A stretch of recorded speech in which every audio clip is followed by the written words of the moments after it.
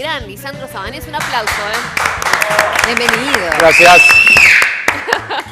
Columna de internacionales, todos los temas, los más importantes, Lisandro los va a desarrollar, ¿no es cierto? Empezando por el Papa Francisco y la presidenta. Sí, empecemos primero por una reivindicación a Diego Maradona, porque no puedo creer lo que hizo Tinelli. No puedo creer que Tinelli se meta con Diego, que se ubique en su palmera, que se vuelva a su programa. Perdóname, pero fue, no, pues fue Diego, Maradona el que se metió con Tinelli. Diego, ¿Tinelli le hizo un gol a los ingleses? ¿No dio un mundial? No. Bueno, listo. Ahora sí podemos continuar con nuestro tema, que es, por supuesto, la visita de la presidenta Cristina Fernández al Papa Francisco una vez más y lo lamento por Alfredo Leuco, pero parece que no va a ser la última. No, parece que no. Porque ya está confirmado que también en septiembre la presidenta va a volver a estar con el Papa en el marco de la visita que el Papa va a hacer primero a Cuba y después a Estados Unidos. Así que esta reunión no va a ser la última que en condición de presidenta, por lo menos, Cristina le realiza el Papa. El dato distintivo, Anita, ¿cuál es? Por supuesto, la cantidad de tiempo con la que, de alguna manera, el Papa le dedicó a Cristina Fernández. Casi 2 horas, 1 hora 45 minutos a solas el Papa con Cristina cuando... Estaba previsto mucho menos. No sé si estaba previsto menos, pero el récord... No contradigas a la conductora, diría Mirta Legrand. Estaba previsto mucho menos. Y el récord lo tiene el segundo, en realidad, es Raúl Castro, que estuvo 55 minutos. Ahora, comparemos. Raúl Castro, presidente de Cuba. El Papa, según lo han expresado los involucrados, es el gestor del restablecimiento de relaciones entre Cuba y Estados Unidos. Claro. Episodio que, si me permitís, yo lo ubico como lo más importante en la región en los últimos 50 años. El hecho más importante en América Latina en los últimos 50 años es el restablecimiento de relaciones entre Cuba y Estados Unidos, gestionado por el Papa Francisco. Ahora, el Papa le dedica 55 minutos a Raúl Castro, 50 minutos a Obama 50 minutos, y está 1 hora 45 con Cristina.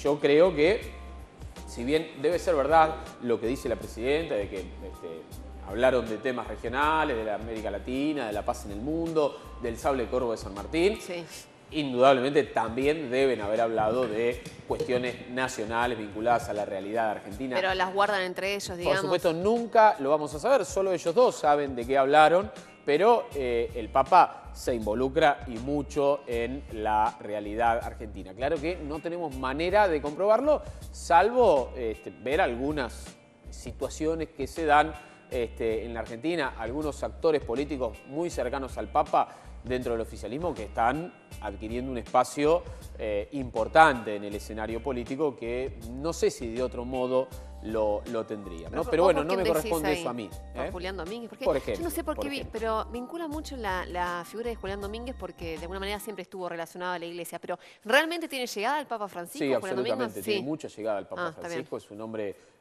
además de su vinculación con la iglesia, que es conocida, tiene además un vínculo muy estrecho con el Papa Francisco y ha viajado reiteradas veces a Roma a verlo, en condición, por supuesto, de su rol de presidente de la Cámara de Diputados, pero bueno, acentuado por el vínculo que él tiene. De todas maneras, digamos, no es el tema de esta columna analizar esas cuestiones, sino el tema regional. Y bueno, uno de los temas que sí contó Cristina que hablaron tiene que ver con la mención reiterada que hace el Papa Francisco a que el mundo vive una especie de tercera guerra mundial por partes, ¿no? Uno mira, hoy me olvidé del globo terráqueo. Tenés razón. Pero porque trajiste la corbata. Traje la corbata, no puedo hacer 2 cosas a la vez, soy hombre y uno mira el mapa, Anita, y ves guerras por doquier, por todos lados hay conflictos armados, en Europa, ni hablar en Medio Oriente, en África, en Asia. Ahora, América Latina, es verdad lo que dijo Cristina, que conversaron con el Papa, tenemos el privilegio, logrado por supuesto con mucho esfuerzo, de ser una región de paz. No hay conflictos armados entre nuestros países, no hay odios religiosos ni étnicos, por lo menos profundos y visibles. Uno compara con Europa, Medio Oriente, África, viste, caminás 3 cuadras y te encontrás con gente que habla otro idioma, otra raza, tiene otra religión y además te odia por guerras que vienen del principio de los tiempos. En América Latina eso, por suerte, no nos pasa, ¿no? Así que tenemos sí esa ventaja de ser una región de paz en un mundo convulsionado, en un mundo en guerra. El Papa es uno de los temas a los que acude permanentemente, el tema de, como decíamos, esta tercera guerra mundial por partes. No es por lo único que está Cristina en Roma. También hoy va a recibir un premio, no sé si hasta ahora ya no lo recibió, de la FAO, que es el organismo de la ONU abocado al tema alimentario. Sí. Y hay un compromiso de los países del mundo de reducir a la mitad los índices de hambre en cada uno de los países en los últimos 25 años. Bueno, Argentina, Brasil, Venezuela, entre otros, han cumplido con ese objetivo, han cumplido con ese logro y van a ser distinguidos a través de la figura de, bueno, en el caso de Argentina, la presidenta, en el caso de Brasil viajó el expresidente Lula da Silva, y te tiro un dato que explica que se puede lograr este anhelo de un mundo sin hambre. Brasil, dijo Lula, con el 0,5% de su presupuesto, 0,5%, logró que más de 50 millones de personas pasaran de la pobreza extrema a una situación de una pobreza digna que les permite comer 3 veces al día. Digo, solamente con el 0,5% del presupuesto. O sea, digamos, es decisión política, ¿no? Es decisión política, claro. Exactamente. Me gusta no contradecir a la conductora, claro, y lo reafirmo. Es decisión política, no es una cuestión de plata. Argentina, un país que produce alimentos para millones y millones de personas, creo que estamos en 400 millones de personas que nos tienen que alimentar, no podemos no estar en condiciones de alimentar a nuestro propio pueblo. Bueno, y el Vaticano, nos vamos a ir directamente a México, donde se dieron las elecciones, ¿no? ¿Hubo dificultades? Sí, hubo dificultades, elecciones parlamentarias y de gobernador en México. El dato más saliente es, bueno, por supuesto, la violencia en la que se enmarcaron estas elecciones, quema de urnas, el asesinato de 8 candidatos en lo que fue la campaña electoral de todos los partidos. No hubo distinción de partidos políticos en cuanto a las víctimas. Esto tiene que ver con el poder del narcotráfico en México y la influencia que tiene en la política, porque uno se puede inferir que a los que matan son a los que no pactan, ¿no? Entonces hay un manto de sospecha sobre toda la clase política mexicana de su vínculo con el narcotráfico por el cantidad de dinero y de poder consecuentemente que manejan.